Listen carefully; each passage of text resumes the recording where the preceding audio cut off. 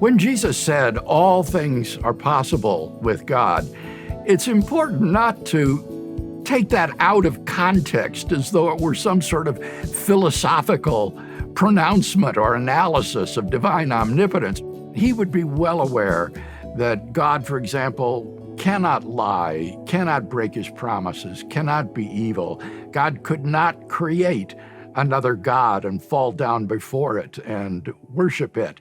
What Jesus was talking about is how difficult it is for rich people to come into the kingdom of God because they're enamored with their material wealth and therefore don't want to relinquish it to follow Jesus and to enter the kingdom of God.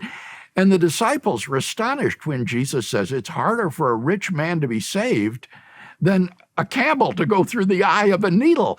And they say, well, then who can be saved for them? Surely the rich, the noble, these are the ones that enter the kingdom of God.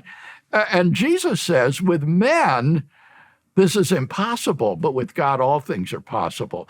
He's talking there about God's saving power, that God can save even the rich who are enamored with materialism and wealth, that they are not beyond the reach of God's mercy. So let's understand Jesus in his original context, not treat him as though this were some sort of philosophical analysis of omnipotence, but rather a statement in ordinary language about the saving power of God to reach every one of us.